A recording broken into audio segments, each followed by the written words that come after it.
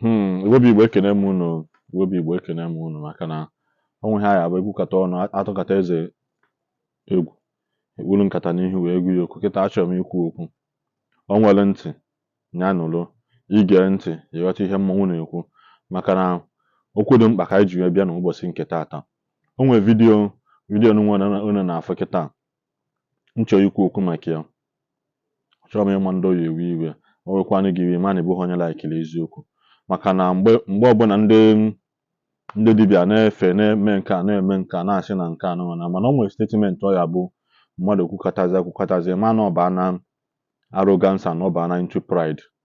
Gee ntị na alụsi ego ama mgbe pụtara isi anyị nwee private jet n'ime nke a mee nke ọzọ n'ọgwụ abụ ndị dibịa nwee private jet. Ihe akwa ahụ na-abụ anyị fụbekwa na private jet na-ajụzi a na-alụ ya ọfụ. Ogo na-alụ ya ọfụ na ị na-enweta clearance from the aviation industry ka ịmara ebe ọ ya na-land and your flying warrant and all those things.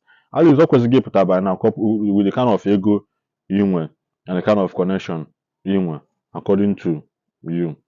So ọzọ dị ka ibia wee bụ na okwu ọnụ na-ekwu sị na alụsị na oracle, ọsị na oracle bụ the last hope of a common man.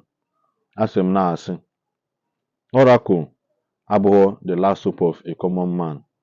The last hope of a common man is God, the creator of the universe, the creator of heaven and earth. Now about the last hope of a common man. If not even your last hope, God should be your number one priority. Because the Bible says, in the beginning, God.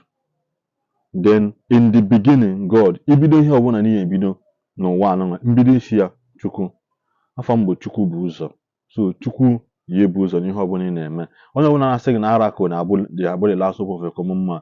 Chukwu felu, iburu Chukwu ụzọ, Chukwu buru gị ụzọ, ọ ma felu gị.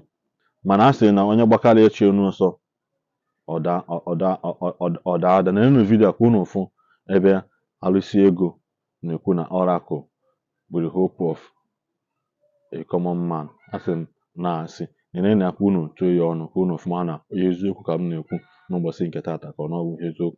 Maka na nke taa onwe ha na-ekpuchi aka na ọnụ ekwu nkịta bụ eziokwu ka yi ekwu, maka na ya bụ okwu nwere a very contradicting word. Na-asavụ oracle savụ na n'ogolo vidio. Jidekwa aka na ntị. Agụ mkpo. Oracle is the last hope of a common man. Na nnukwu ibe m na-ekwu, don't allow anybody to deceive you. Oracle remains the last hope of a common man. Ime ibe niile ime, ọsọ gị chụọ aja niile ị ga-achụ. Ọsọ gị chụọ aja niile ị ga-achụ n'ụwa. Once I'm concerned, imechi ị ga-abịa bụ agụ mkpo, ọ bụbụ eze gị. Ime elu mmadụ, imechi ibe niile ọsọ gị mee, ị ga-abịa n'ebe agụ mkpo. Otu njikwa ego ga-eje. All the last hope of a common man. Agumpo. Kasere. Of a common man. Karisia. Man, you do ba.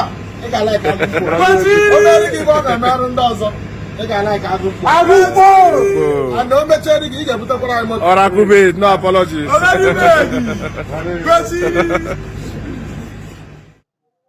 Una forget.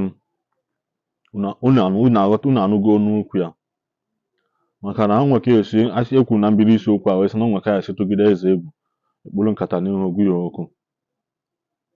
Ị na-efe oracle gị bụrụ na onye nwa bụ ya only hope, makwa na Chukwu ji ndụ gị. Chukwu ji ndụ gị. O Chukwu kelee onye ahụ ekwensu nyere akọ na uche wee kpụwa oracle. Yotago.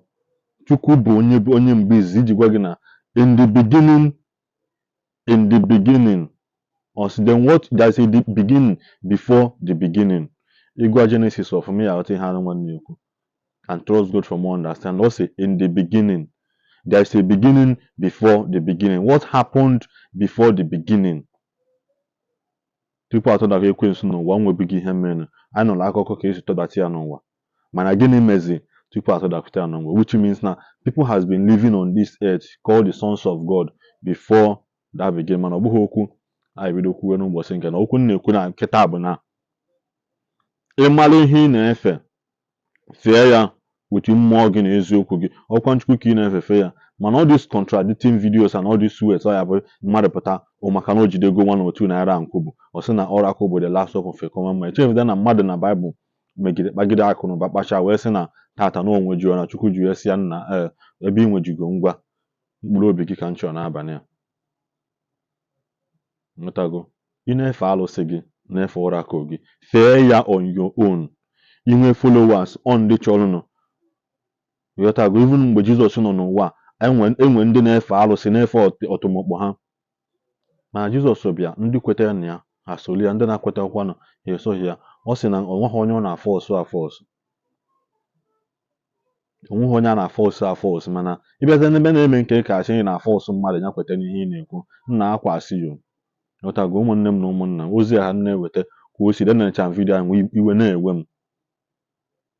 na-ewe m wee sị ka m kwupụ ya maka ọ ekwughị ekwu mere ọnụ ka ekwupịa m maka onye ọzụtụ onye tezi kịta onwe ihe na-esiri ike chefuda na Chukwu na-aza ekpere Chukwu na-agwọ ya Chukwu na-ebunye mmadụ Chukwu na-ebutu ọ sị whom I will bless I will bless and ọsịkwa gị that the blessings of God make to one rich and add no sorrow biko kwanụ mmadụ nke na-efefe sie ike oracle is not I repeat oracle is not and will never be the last hope of a common man hope ọbụla anyị nwe is on God on that solid rock that's where our hope lies ịghọtago inwe n'ọracle ofe niile na-eme ime unu amakarịa n'aka anụ nwa too much obi Igbo ka ọ dị na mbọsị ọzọ biko